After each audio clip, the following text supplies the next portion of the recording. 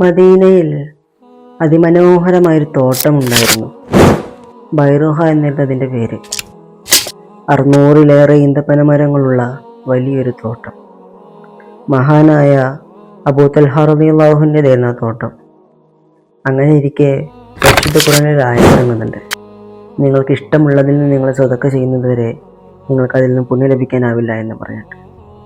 അത് കേട്ട മഹാനായ അബൂ തൽഹ റളിയല്ലാഹു എഴുന്നേറ്റെന്ന് പറയുന്നുണ്ട്, നബിയെ, എനിക്കെൻ്റെ സമ്പത്തിൽ വെച്ച് ഏറ്റവും പ്രിയപ്പെട്ടത് എൻ്റെ ബൈറുഹ തോട്ടമാണ്.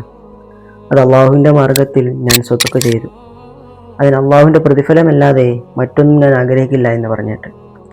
അങ്ങനെ അദ്ദേഹം അവിടെ നിന്ന് ഇറങ്ങിയിട്ട് നേരെ പോകുന്നത് അദ്ദേഹത്തിൻ്റെ തോട്ടത്തിലേക്കായിരുന്നു. അവിടെ എത്തിയപ്പോൾ ആ തോട്ടത്തിലെ ഒരു മരച്ചുവട്ടിൽ ഭാര്യ റമീസ വിശ്രമിക്കുന്നതായി കണ്ടു. ദൂരെ നിന്ന് നോക്കിക്കാണുന്ന ഭർത്താവിനെ അകത്തേക്ക് വിളിക്കുകയായിരുന്നു. അങ്ങനെ മഹാനായ അബൂ തൽഹ റളിയല്ലാഹു അൻഹു പറയുന്നുണ്ട് ഭാര്യ റമീസയോട്, റമീസ, ഇന്നു മുതൽ ഈ തോട്ടം നമ്മുടേതല്ല, ഇത് അള്ളാഹുവിൻ്റെ മാർഗത്തിൽ ഞാൻ സ്വതക്ക ചെയ്തു. അപ്പോൾ ഭാര്യ റമീസ പറയുന്നുണ്ട്, അള്ളാഹു സുബ്ഹാനഹു വ തആല അത് കബൂലാക്കട്ടെ.